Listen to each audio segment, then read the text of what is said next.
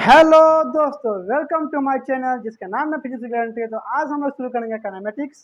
और kinematics series जो होगा वो आप लोगों को बहुत अच्छा लगेगा। जो भी क्वेश्चन होगा, जिस भी मॉड्यूल का होगा, जिस भी बुक का होगा, कोई भी क्वेश्चन होगा आप लोगों से सॉल्व होगा और बहुत अच्छा से सॉल्व होगा। और देखिए, काइनेमेटिक्स के जो हम लोग क्वेश्चन सॉल्व करेंगे ना, तो पहले क्या करेंगे, जो भी हम लोग क्वेश्चन है उसको लिख लेंगे। उसके बाद क्या दिया है उसको नोट करेंगे, और क्या फाउंड करना है, क्या फाइंड करना है उसको हम लिख लेंगे, तब हम दिमाग लगाएंगे। देखिए, बहुत सारा क्वेश्चन होता है, बहुत लेंदी होता है, लेकिन ऐसा आंसर जो होता है वो बहुत इजीली हम लोग आंसर उसको निकाल सकते हैं। तो इसको करने के लिए हम लोग पहले जो क्वेश्चन में दिया रहेगा उसको लिख लेना है। उसके बाद से क्या निकालना है वो लिख लेना है। उसके बाद हम लोग को आंसर फाइंड आउट करना है। तो चलिए, कुछ बकवास ना करते हुए हम लोग टॉपिक पर आते हैं और पढ़ते हैं काइनेमेटिक्स। ठीक है, तो हेडिंग डालते हैं काइनेमेटिक्स। दिखाई दे रहा है ना? नहीं दिखाई दे रहा है। दिखाई नहीं दे रहा है, इसको ऑफ करते हैं। देखिए, अब दिखाई दे रहा होगा। काइनेमेटिक्स, ठीक है। अब काइनेमेटिक्स में जो हम लोग को पढ़ना है, अब काइनेमेटिक्स क्या है चलिए देखते हैं। The study of motion without knowing the cause of motion। मतलब कि किसी भी बॉडी जो है वो मूव कर रहा है तो उसके मोशन में हम लोग को मोशन के बारे में जानकारी करना है कि बॉडी कैसे मूव, बॉडी का डिस्टेंस क्या है, डिस्प्लेसमेंट क्या है, वेज क्या है, एवरेज वेलोसिटी क्या है, एवरेज एक्सेलरेशन क्या है, स्पीड क्या है। अगर बॉडी को मैंने ऐसे फेंक दिया, ऊपर फेंक दिया, तो हम इक्वेशन ऑफ मोशन को लगा के उसको जो बॉडी का है टोटल मोशन के बारे में जानकारी प्राप्त करेंगे। अगर मैंने ऐसे फेंक दिया, हेलो एक मिनट, अगर मैं बॉडी को ऐसे फेंक दिया प्रोजेक्टाइल बन जाएगा, तो उसको बारे में जानकारी करना कि मोशन का क्या है। ये नहीं मालूम करना है कि मोशन है वो कहाँ से आया, क्यों आया, इसके बारे में हम लोग को जानकारी नहीं करना, बस इसके मोशन के बारे में हम लोग को पढ़ना है। ठीक है, तो हो गया study of motion without knowing the cause of motion. Motion के कोज को बारे में नहीं पढ़ना है, बस उसके स्टडी ऑफ मोशन को, मतलब किसी भी बॉडी के मोशन के बारे में हम लोग को स्टडी करना है। ठीक है, इसको मैं हो गया। देखिए, अब देखिए, अब आता अब जब मैं खुद कम वो कहता है 1D 2D 3D क्या होता है। देखिए, जैसे मान लीजिए 1D, 1D मतलब 1 डायमेंशन। 1 डायमेंशन जो होता है मतलब body moves on straight line. Straight line, ठीक है, स्ट्रेट लाइन। देखिए, स्ट्रेट लाइन होगा then only one coordinates change.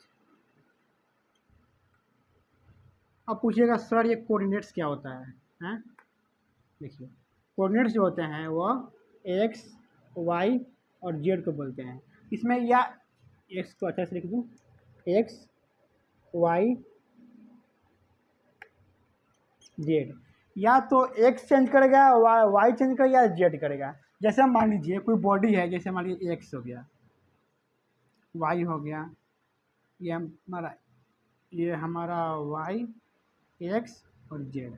मान लीजिए कोई बॉडी अगर यहाँ पर है तो या तो वाई में जाएगा, या तो एक्स में जाएगा, या तो जे में जाएगा। मतलब स्ट्रेट लाइन जाएगा एक्स में या वाई में। तो हमारा क्या है, अगर वाई में गया तो वाई चेंज कर रहा है, एक्स में जाएगा तो एक्स चेंज करेगा, जेड में जाएगा तो जेड चेंज करेगा। मतलब एक ही स्ट्रेट लाइन बॉडी जो होगा अगर स्ट्रेट लाइन में जा रहा है तो या तो एक्स चेंज करेगा, या वाई चेंज करेगा, या जेड चेंज करेगा, एक ही कोऑर्डिनेट चेंज करेगा।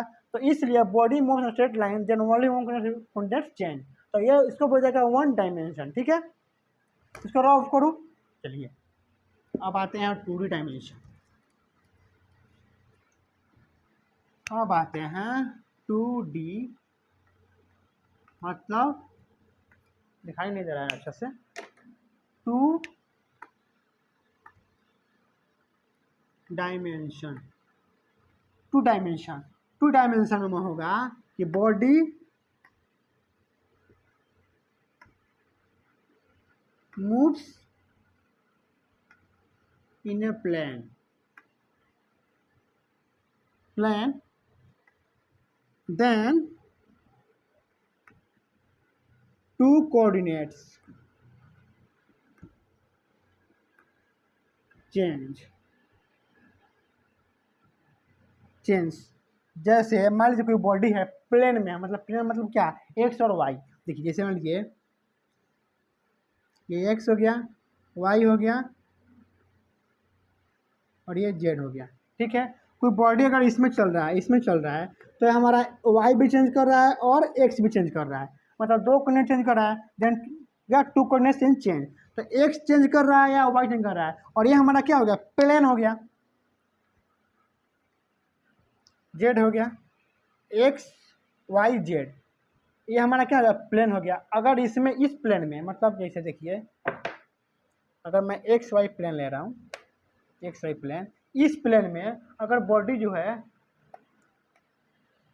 दिखाई दिया, दिखाई दिया आप, अगर इस प्लेन में बॉडी मूव कर रहा है, ये वाई हो गया और ये एक्स हो गया, तो वाई भी चेंज करेगा और एक्स भी चेंज करेगा। अगर मैं जेड ले लूँगा, जे अगर इस प्लेन में जा रहा है, इस प्लेन में, तो हमारा वाई भी चेंज करेगा और जेड चेंज करेगा। तो किसी भी प्लेन में अगर बॉडी जो होगा वो चेंज करेगा, एक्स प्लेन में अगर बॉडी है तो या तो एक्स चेंज करेगा या वाई चेंज करेगा, या वाई चेंज करेगा या जेड चेंज करेगा, या एक्स चेंज करेगा या जेड चेंज करेगा।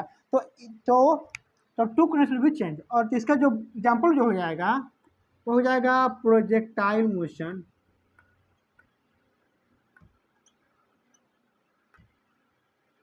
और हो जाएगा हमारा सर्कल। जैसे सर्कल है, जैसे देखिए ये सर्कल है, तो एक्स में भी है और वाई में भी है। तो एक्स अगर यहाँ से देखिएगा सर्कल कहाँ है, तो यहाँ पर वाई में है और यहाँ से एक्स में है, तो दो कोऑर्डिनेट चेंज कर रहा है, तो इसलिए सर्कल क्या होगा, वो 2D हो गया। प्रोजेक्टाइल मोशन, यहाँ से मैं फेंका तो ये y हो गया और x हो गया, तो y भी चेंज कर रहा है देखिए, और यहाँ पर x भी पहले यहाँ था 0 0 था, यहाँ पर आ गया तो x भी चेंज कर रहा है और यहाँ पर y भी चेंज कर रहा है, तो ये हमारा 2D मोशन हो गया। अब आते हैं 3D पर। 3D पे आते हैं।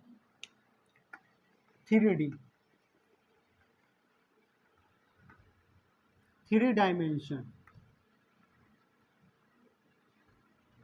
3 डायमेंशन मतलब body moves in A space, then all 3 coordinates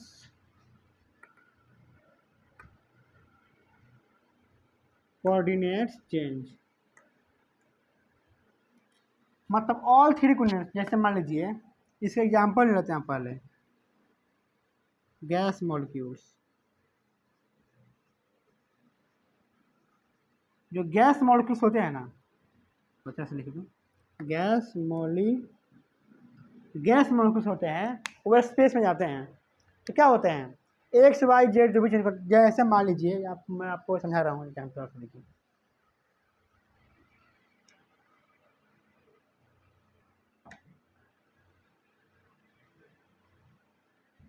ठीक है। अगर कोई यहाँ पर है ऑब्जेक्ट, अच्छा से नहीं हो रहा है,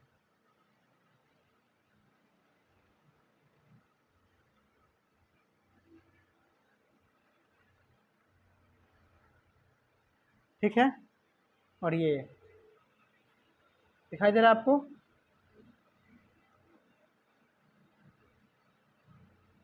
ठीक है, अब हो गया, दिखाई दे रहा है। देखिए ये वाई है, ये एक्स है और ये जेड है।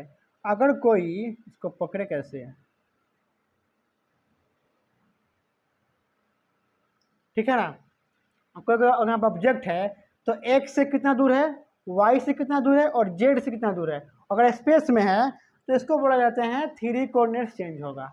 ये थ्री कोऑर्डिनेट चेंज होगा, इसमें गैस मॉलिक्यूल्स आ गया, बॉडी मूव होने पे अगर कोई स्पेस में है तो थ्री कोऑर्डिनेट्स क्या होगा, चेंज होगा। ठीक है, अब हम लोग इसको ऑफ करते हैं, समझ गए लोग। चलिए इसको ऑफ करते हैं और पढ़ते हैं हम लोग रेस्ट एंड मोशन। चलिए rest and motion. Rest motion, कब बॉडी को रेस्ट बोला जाएगा, कब बॉडी को मोशन बोला जाएगा, इसके बारे में हम लोग आज पढ़ते हैं। तो रेस्ट बोला जाएगा when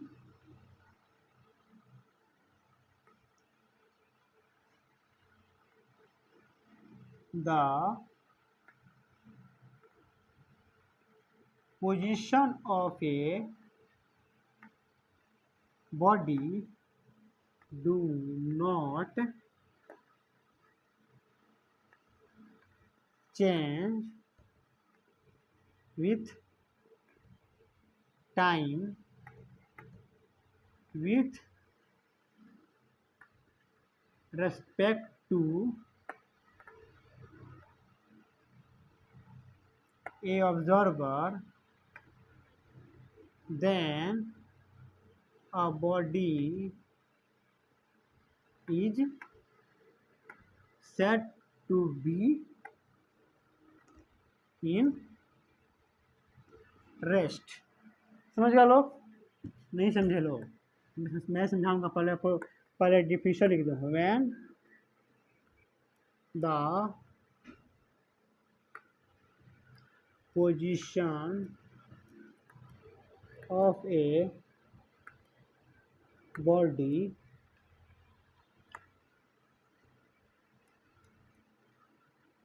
change with time with respect to a observer, then a body is said to be in a motion. मतलब कि when the position of body change with time with respect to observer, then a body is said to be in a motion. ठीक है, अब यहाँ पर हम लोग क्या करेंगे, पहले तीन चीज़ को अंडरलाइन करके उसको पहले हम लोग समझेंगे। पहले क्या करेंगे, द पोजीशन ऑफ बॉडी को अंडरलाइन करेंगे, उसके बाद टाइम को अंडरलाइन करेंगे, उसके बाद ऑब्जर्वर को अंडरलाइन करेंगे, फिर इसमें भी the position of the body को अंडरलाइन करेंगे, टाइम को अंडरलाइन करेंगे और ऑब्जर्वर को अंडरलाइन करेंगे। अब देखेंगे कि ये क्या कहना चाहता है। बोल रहा है, जैसे बोल रहा है when the position of body change with time with respect to observer, then a body is said to be in a motion. मतलब बोल रहा है कि कोई बॉडी है, अगर टाइम के साथ चेंज कर रहा है ऑब्जर्वर के रिस्पेक्ट में, तो उस बॉडी को हम लोग मोशन में बोला जाएगा। जैसे कि मान लीजिए यहाँ पर एक कार है और इसका ड्राइवर है, और ये हमारा सोहन हो गया। ये सोहन नहीं है, ये कार का हेडलाइट है, और ये हमारा सोहन हो गया।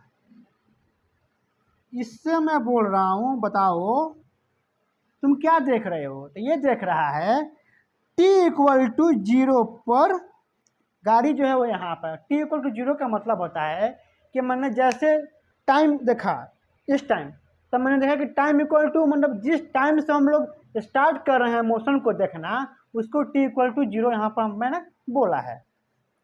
t=0 पर यहाँ है।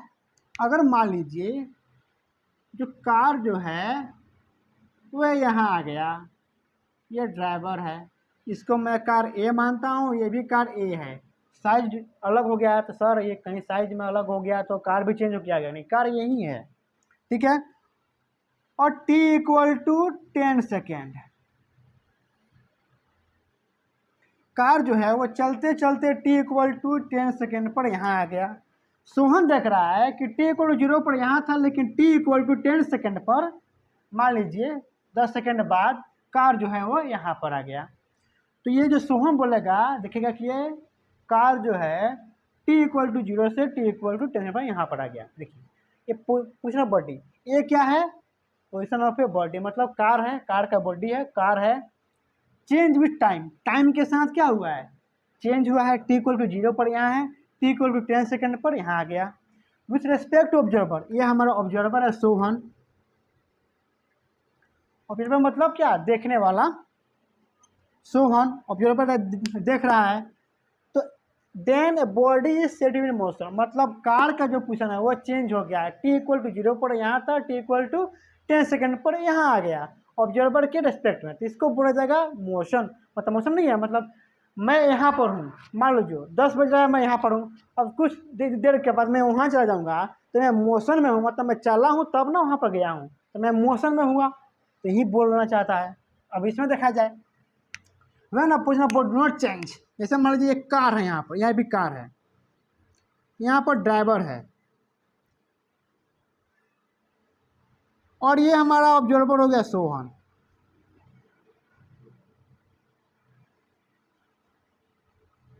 सोहन t इक्वल टू 0 पर यही है और t इक्वल टू 10 सेकेंड पर यही है। मतलब कि सोहन जो देख रहा है वो t इक्वल टू 0 पर इसी पर है। दिखाई नहीं दे रहा क्या बच्चे आपको, 0 10 सेकेंड, ठीक है, 10 सेकेंड। मतलब सोहन जो देख रहा है, जो कार है वो 10 सेकेंड 0 सेकेंड पर यही है और 10 सेकेंड के पास यहीं पर है सोहन के अनुसार।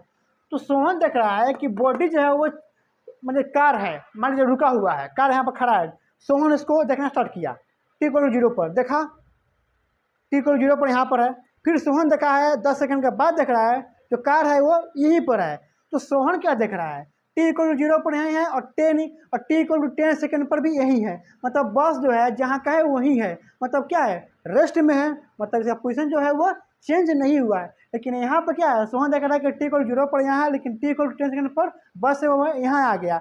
मतलब इसका पोजिशन जो क्या हुआ है, बस का चेंज हुआ है सोहन के रेस्पेक्ट में। ठीक है, अब देखिए मैं सोहन के रेस्पेक्ट में क्यों बोल रहा हूँ। जैसे मान लीजिए कि मैं बोल रहा हूँ, क्यों बोल रहा हूँ, जैसे इस बात को समझिए। अगर मैं मून पर चला जाऊँ, तो मून पर अगर मैं चला जाऊँगा तो क्या दिखेगा, मून हम लोग मून से देखेंगे अर्थ क्या है, घूम रहा है, घूम रहा है। तो अगर अर्थ घूम रहा है तो क्या सोहन नहीं घूम रहा है, बस नहीं घूम रहा है, जो मोशन में है वो भी घूम रहा है और ये जो रेस्ट में जो है ये भी घूम रहा है। तो हम अगर मून पर चला जाऊँगा मैं, तो मैं देखूँगा कि कार भी घूम रही है, ऑब्जर्वर भी घूम रहा है, सब घूम रहा है। मतलब मेरे अनुसार अगर मून पर मैं चल जाऊँगा तो सब क्या हो गया, मोशन में हो गया। लेकिन मैं अर्थ पर हूँ तो मैं देख रहा हूँ कि ये चल रहा है, ये नहीं चल रहा है, टाइम के साथ ये चेंज कर रहा है। ऑब्जर्वर ये हो गया। अगर मैं सोहन हूँ, मैं ऑब्जर्वर हूँ, तो मैं अगर टाइम अगर 0 है तो जो बॉस जो है, बॉडी है, जिसके जो पोजिशन है वो चेंज नहीं कर रहा है, यहीं पर है, लेकिन इसमें चेंज कर रहा है। तो अर्थ पर हूँ तो अलग मैं देख रहा हूँ, मून पर चला गया तो मैं अलग देख रहा हूँ। तो इसीलिए ऑब्जर्वर का होना ज़रूरी है कि आप किस पे रेस्पेक्ट में बोल रहे हैं। और यहाँ पर समझिए, जैसे मान लीजिए मैं आप आपको समझा रहा हूँ। जैसे मान लीजिए ये जो हो गया वो बस हो गया, और ये हमारा ड्राइवर हो गया, ड्राइवर भाई हो गए, और ये हमारे पैसेंजर हो गए। इसमें कितने पैसेंजर हैं, 2 पैसेंजर हैं। इसको मैं ए मान लेता हूँ, इसको बी मान लेता हूँ, ठीक है, ए बी। और ये जो है वो चल रहा है, गाड़ी जो है वो, बस जो है वो चल रहा है, मोशन में चल रहा है, बस जो है वो मूविंग कर रहा है, और बस में दोनों हैं। तो मैं आपसे पूछूं, ये बताइए, बी और ए दोनों बैठे हुए हैं पैसेंजर में। आप मतलब सोचिए कि बस चल रहा है और हम लोग इसमें 2 आदमी बैठे हुए हैं। तो मैं बोलूँगा 2 आदमी हैं, मैं हूँ और एक सोहन है। मैं और सोहन बैठा हुआ हूँ, तो आप हमसे पूछिएगा सर आपके रिस्पेक्ट में मेरे अनुसार जो सोहन है वो बस में जो बैठा हुआ है, बस चल रहा है, हम भी बस के साथ चल रहे हैं लोग, बस में हम लोग बैठे हुए हैं, चल रहे हैं लोग, बस चल रहा है। सर आपके अनुसार जो सोहन है वो रेस्ट में है कि मोशन में है? तो मैं बोलूँगा यार मेरे अनुसार तो रेस्ट में है, मैं बैठा हूँ वो भी बैठा है, उसका पोजीशन कहाँ चेंज हो रहा है? चेंज नहीं हो रहा है। या आप पूछिएगा सर अब बताइए बस जो है आपके रेस्पेक्ट में चल रहा है कि रुका हुआ है? तो अब पूरा देखिए बस के जो है ना पूरा क्या है, विंडो सब बंद है, तो मैं बोलूँगा यार बस भी मेरे रेस्पेक्ट में, जहाँ पर मैं हूँ वहाँ पर बसें हैं, तो मैं बोलूँगा बस भी रेस्ट में है। अब ये सर बस में रेस्ट कैसे हो जाएगा? बस तो चल रहा है, मोशन में होगा। लेकिन बच्चे मेरे रेस्पेक्ट में वो क्या है, क्या है? रेस्ट में है। क्यों? मैं अगर देखूंगा t = 0 सेकेंड पर, मान लीजिए कोई टाइम है, जैसे मुझे 10 बज रहा है, मैं अगर देख रहा हूँ 10 बजे, मैंने देखा 10 बजे, मैं जहाँ पर हूँ वहाँ भी बस भी है, मतलब मैं बस में हूँ, अगर मैं बस में हूँ तो बस के साथ मैं भी तो चल रहा हूँ, तो बस का मेरे अनुसार पोजीशन कहाँ बस का चेंज हुआ, या बस के अनुसार बस अकॉर्डिंग बस के रिस्पेक्ट में मेरा पोजीशन कहाँ चेंज हुआ? हम जहाँ हैं वहीं है, बस है वहीं है, मतलब बस के अनुसार बस के रिस्पेक्ट में या मेरे रिस्पेक्ट में दोनों का पोजीशन चेंज नहीं हुआ। जैसे सोहन के भी ले लीजिए, सोहन के अकॉर्डिंग सोहन के रिस्पेक्ट में मेरा भी पोजीशन चेंज नहीं हुआ। बस में हूँ तो बस भी जा रहा है, मैं भी जा रहा हूँ, तो दोनों का पोजीशन सेम ही ना है, तो मेरे अनुसार तो उसका पोजीशन चेंज नहीं हुआ। इसमें position change with respect to time, position का चेंज होना जरूरी है। लेकिन मैं बस में बैठ गया तो बस में जा रहा है, मैं भी जा रहा हूँ, तो बस के रिस्पेक्ट में मेरा पोजीशन वही है और मेरे रिस्पेक्ट में बस का पोजीशन वही है। उसी प्रकार सोहन के रिस्पेक्ट में मेरा पोजीशन वही है और मेरे रिस्पेक्ट में सोहन का पोजीशन वही है, दोनों का पोजीशन सेम है। कहाँ चेंज हो रहा है? नहीं चेंज हो रहा है। लेकिन अगर मान लीजिए कोई व्यक्ति बाहर से देख रहा है, ये हो गया मोहन, मोहन ये हमारा मोहन हो गया, मोहन भाई, मोहन भाई ये देखेंगे, अगर इनसे पूछेगा बताइए मोहन भाई ये जो बी है चाहे सोहन है ये आपके अनुसार मोशन में कि रेस्ट में, तो क्या बोलेगा? वो बोलेंगे कि मोहन भी जा रहा है, बस भी जा रहा है। मतलब बाहर के अनुसार देखिएगा इसके रेस्पेक्ट में, तो बस में जो बैठा है वो सब मोशन में है और बस भी मोशन में है कि नहीं है? नहीं है। अगर इसमें से अगर मोशन में अगर नहीं होगा, अगर इसके अनुसार अगर ये मोशन में नहीं होगा तो काम बिगड़ जाएगा।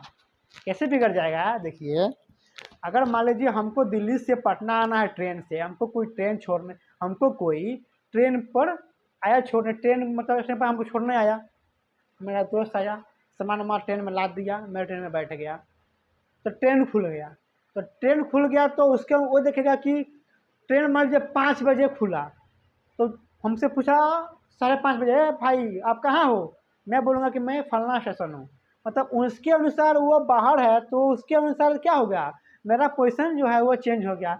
लेकिन ट्रेन में अगर कोई दूसरा व्यक्ति बैठा हुआ है उससे पूछिएगा भाई 5:30 बजे आप कहाँ हैं, तो अब ऊपर लगा फलाना स्टेशन, हमसे पूछेगा आप कहाँ हैं, आप फलाना स्टेशन, मतलब हम दोनों का जो पोजीशन है वो एक ही है, चेंज नहीं हुआ है। ट्रेन का ही पूछिएगा ट्रेन कहाँ है, तो ट्रेन भी फलाना स्टेशन और मैं भी फलाना स्टेशन, मतलब ट्रेन का और मेरा और जो मेरे साथ जो व्यक्ति बैठा है उसका ये पोजीशन क्या है, सेम है, टाइम सेम है, पोजीशन भी सेम है, मतलब ट्रेन का और हमारा जो जो भी ट्रेन के अंदर जो बैठे हुए हैं उनका पोजीशन सेम ही होगा। उसी प्रकार तो ये है बस का भी, ये जो भी इसमें बस में बैठा हुआ है उस सब का बस में जो भी बैठा हुआ है उसका पोजीशन सेम है, क्योंकि सब एक ही साथ ना कहीं पर पहुँचेगा। ऐसा तो नहीं है कि बस आगे पहुंच जाएगा और आदमी पूछा तो गजब हो जाएगा, बस को फाड़ कर थोड़ा निकल जाएगा, बस के साथ ही ना जा रहा है, तो जब बस पहुंचेगा तो वो भी पहुंचेगा। लेकिन बाहर जो बाहर जो व्यक्ति वो क्या देखेगा, बस जा रहा है तो बाहर के अकॉर्डिंग जो पैसेंजर है वो मोशन में है, मतलब इसलिए यहाँ पर बोला गया है विथ रेस्पेक्ट टू ऑब्जर्वर, क्योंकि ऑब्जर्वर अगर बस में बैठा हुआ है तो उसके देखेगा अगल बगल का जो पैसेंजर है उसका पोजीशन चेंज नहीं हो रहा है, उसके अनुसार वो रेस्ट में है। No change with respect to observer, मतलब वो रेस्ट में है। लेकिन बाहर व्यक्ति से पूछेगा तो बोलेगा कि वो जो पैसेंजर है वो मोशन में है, बस मोशन में है।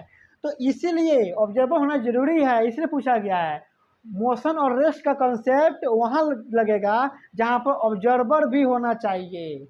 एक ही पैसेंजर है और वह बस में कोई बैठा पैसेंजर है, उसके अनुसार वह रेस्ट में है।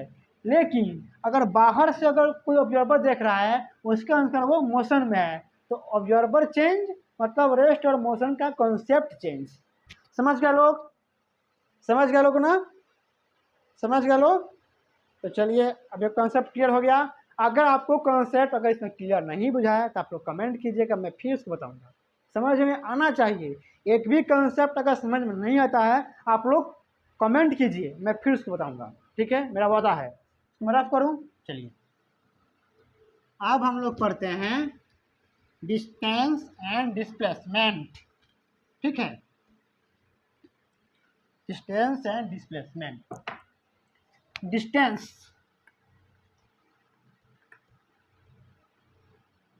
और displacement,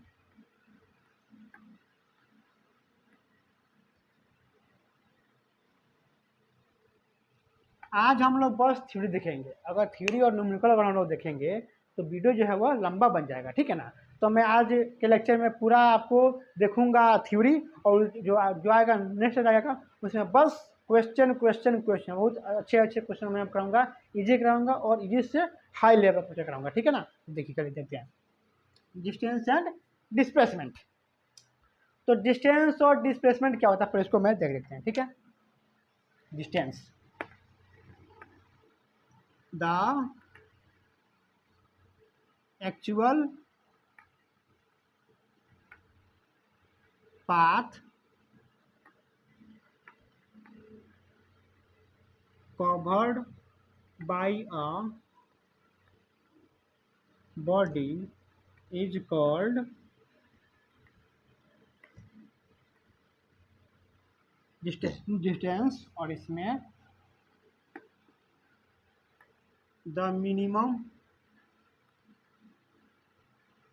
shortest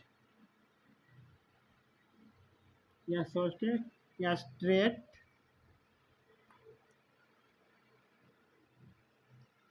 path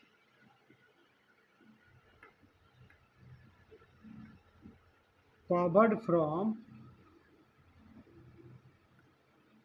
final position to initial position।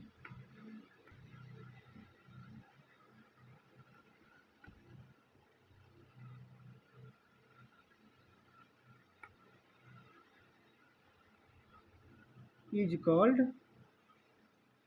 displacement। ठीक है, देखिए मिनिमम शॉर्टेस्ट स्टेट क्या है सब आपका समझाऊंगा। पहले आते हैं डिस्टेंस पर। डिस्टेंस होगा कोई भी व्यक्ति मूविंग बॉडी, कोई भी व्यक्ति मूविंग बॉडी कोई भी हो, अगर वो रास्ते पर जा रहा है, टेढ़ा मेढ़ा सीधा रास्ता कोई भी रास्ता हो, तो वो कुछ ना कुछ पास जो है वो कवर करता है, उसको बोलते हैं डिस्टेंस। मतलब कोई भी गाड़ी चल रहा है किसी भी रास्ते पर, वो ना कोई पाथ जो है वो कवर कर रहा है, तो उसको हम लोग बोलते हैं डिस्टेंस। जैसे मान लीजिए मैंने यहाँ चला, ए से बी है, सोहन जो है वो चला यहाँ पर, ए से पहुँच कर बी पर आ गया, तो ये कुछ ना कुछ पाथ कवर किया है, तो हमारा ए से बी क्या हो गया, डिस्टेंस हो गया। हो गया, समझ गया लोग? इसको रफ करूँ मैं, रफ करूँ, चलिए रफ करूँ ना, चलिए रफ नहीं करूँगा, बताऊँगा अभी रफ क्यों करूँगा। देखिए अब इसमें देखिए, इसमें है मान लीजिए ए से बी कोई व्यक्ति आया, व्यक्ति कौन आया, सोहन। यहाँ पर सोहन क्या है, व्यक्ति है, मतलब पीपुल है, ये सोहन हो गया। ए से बी आ गया, तो ए से बी आया था तो हम लोग डिस्टेंस बोलते हैं, पूरा कवर। अब पूरा the minimum shortest straight path covered from final position to initial position is called displacement. मतलब ए और बी, यहाँ से ये क्या हो गया, इनिशियल, और ये क्या हो गया, final. From final to initial, अब फाइनल से इनिशियल जो होगा हमारा स्ट्रेट या मिनिमम या शॉर्टेस्ट डिस्टेंस, शॉर्टेस्ट पाथ यही ना होगा, तो इसको बोला जाएगा डिस्प्लेसमेंट।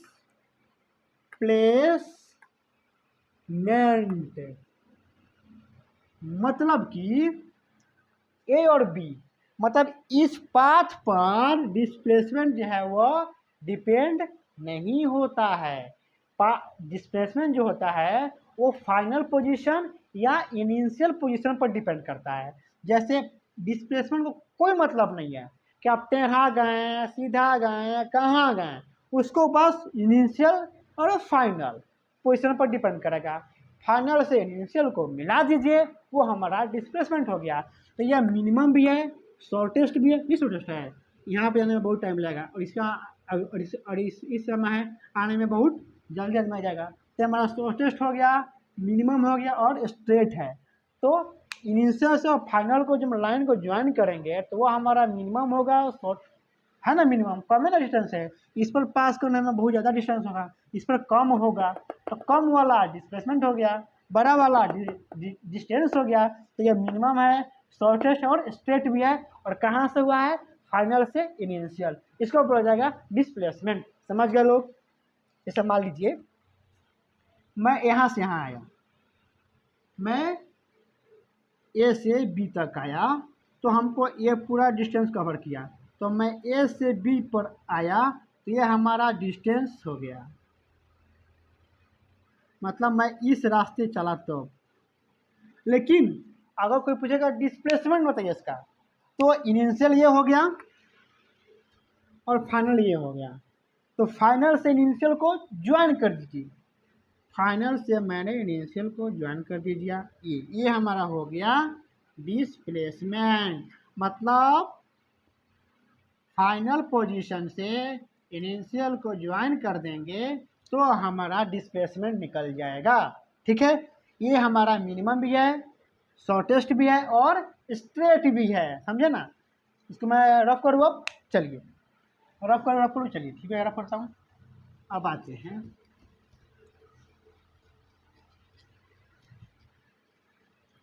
जो डिस्प्लेसमेंट जो होता है,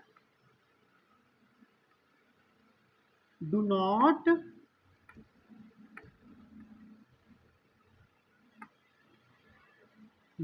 depend on path of A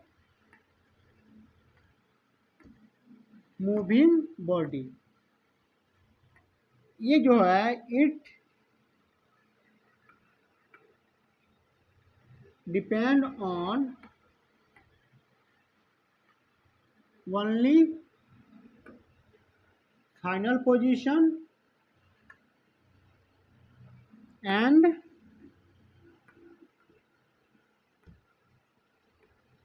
initial position. जो अभी बताया था ना, पाथ पर डिपेंड नहीं करता है, फाइनल और इनिशियल पर डिपेंड करता है। मैं आपको बताया हूँ, इसमें जो होता है it depends on path of a moving body. ठीक है, it does not depend on final position and initial position. ठीक है, ठीक है ना, समझ गए लोग। जो मैंने आपको बताया था वही को मैंने क्या किया, लिख दिया। ठीक है, इसको मैं रफ करूँ, इसको डाउन कीजिए, हो गया, रफ करूँ मैं इसको। चलिए अब आते हैं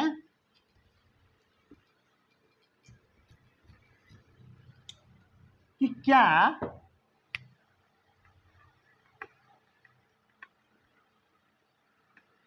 डिस्टेंस ग्रेटर देन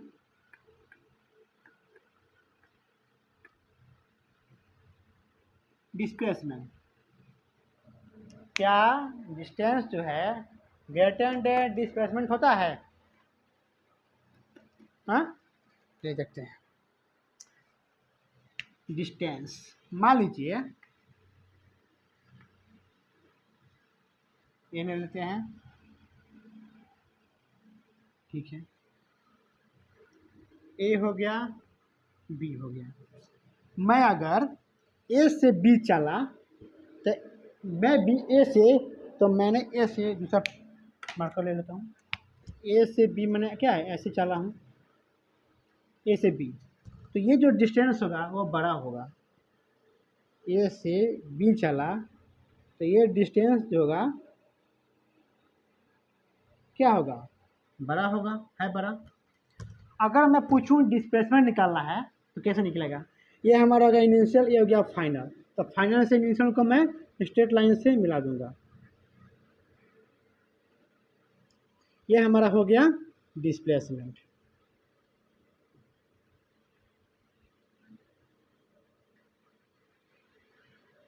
डिस्प्लेसमेंट तो डिस्प्लेसमेंट क्या है, मिनिमम है, शॉर्ट है, स्ट्रेट है।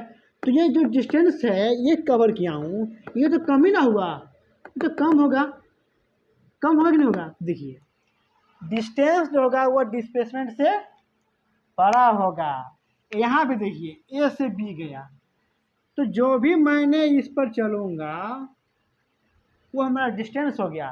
लेकिन डिस्प्लेसमेंट निकालना है तो फाइनल से इनिशियल, तो फाइनल ये हो गया, ये हमारा इनिशियल है, ये हमारा फाइनल है, इसको मैं स्ट्रेट लाइन से ज्वाइन करूँगा,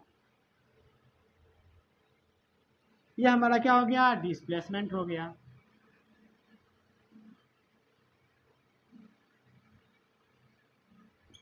तो डिस्टेंस, और ये हमारा डिस्टेंस हो गया,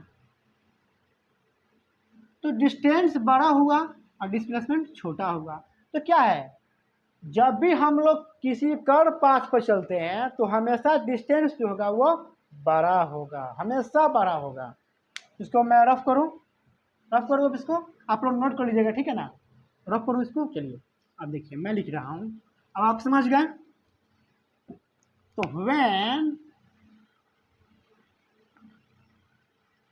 when the body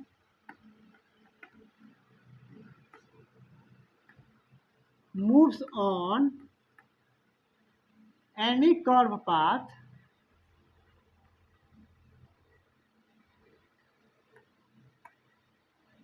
then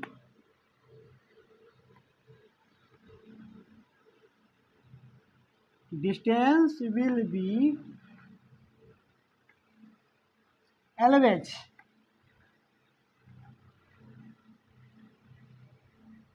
greater than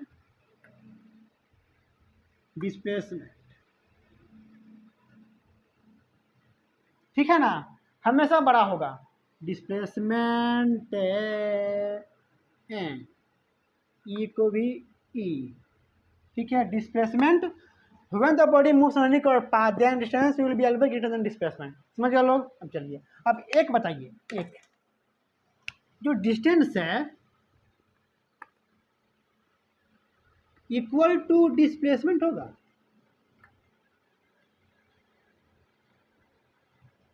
बताइए बताइए बताइए, चलिए बताता हूँ मैं, ठीक है? देखिए ए हो गया और ये बी हो गया, सोहन जो है वो ए से बी चला, ठीक है, सोहन जो है वो ए से बी चला, ए से बी चला, तो ए से बी गया, ए से बी, ये हमारा क्या हो गया, डिस्टेंस, ठीक है। अब मैं पूछूँ, बताइए डिस्प्लेसमेंट क्या हो गया? डिस्प्लेसमेंट निकालना है तो ये ए से बी चला है, स्ट्रेट चला है, बताइए। तो ए हमारा इनिशियल हो गया, ये फाइनल, ये हमारा फाइनल है, ये हमारा इनिशियल है। तो तो बताया गया final from final to initial minimum shortest distance straight path. तो फाइनल से मैं अगर इनिशियल को अगर ज्वाइन करना है तो हमारा यही ना लाइन होगा,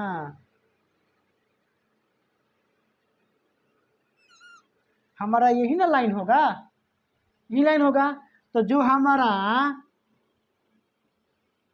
हमारा डिस्टेंस है वही ना डिस्प्लेसमेंट हो जाएगा बच्चे, दिल के सच्चे।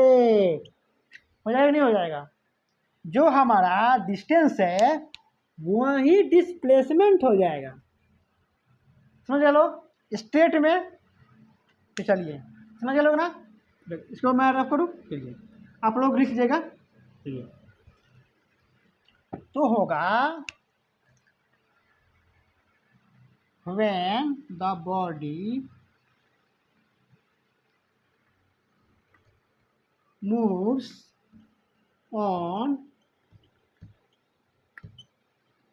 a straight path, then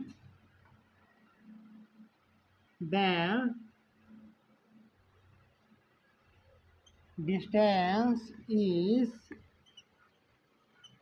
equal to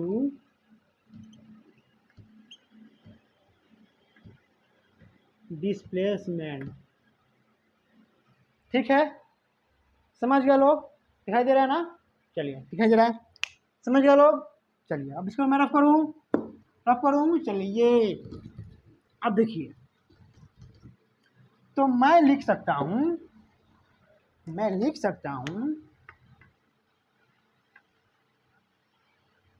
distance greater than equal to displacement.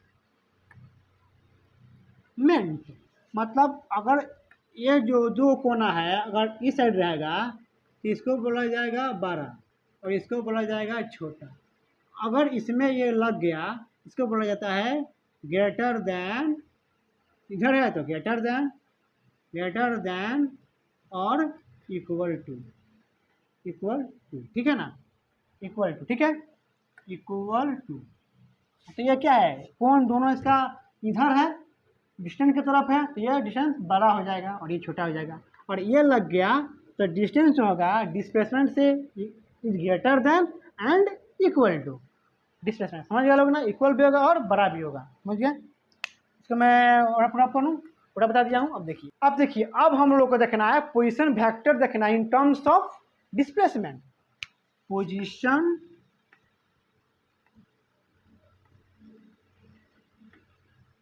Vector in terms of displacement. ठीक है, लिखिए। और ये जेड, ये वाई एक्सिस, जेड एक्सिस। मान लीजिए ए वेक्टर है, ये x1 y1 और z1, ठीक है। और ये बी वेक्टर है x2 y2 z2, ठीक है। और पोजीशन वेक्टर निकालना है। मान लीजिए फाइनल मैंने पोजीशन वेक्टर हमको निकालना है, ठीक है। तो मैंने क्या किया, ये मेरा फाइनल है और इनिशियल है, ठीक है। तो मैंने क्या किया, देखिए हेड है,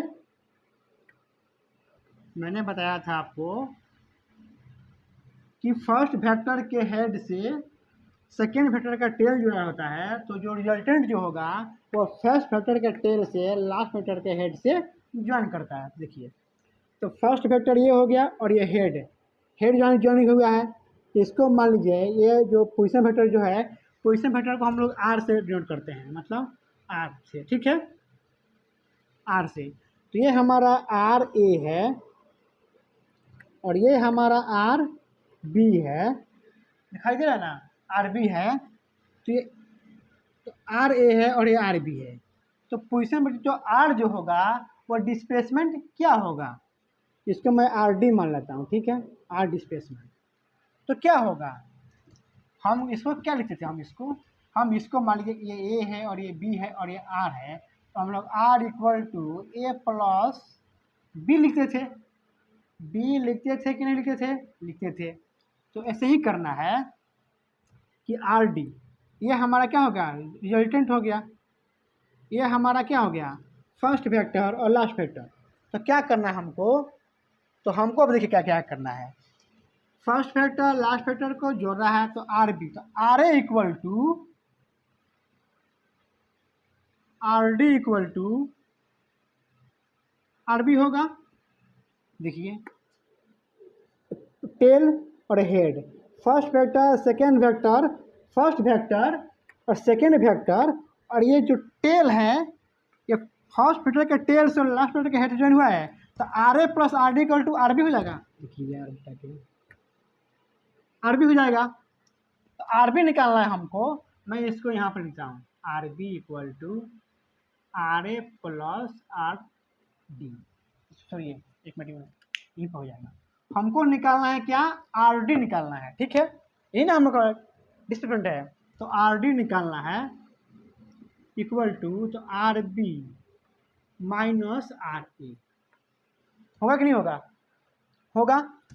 तो आर डी क्या है, आर बी क्या है, आर बी एक्स टू को एक्स टू से x two minus x one plus y two minus y one plus, दिखाई दे रहा है ना, z two minus z one, हो गया।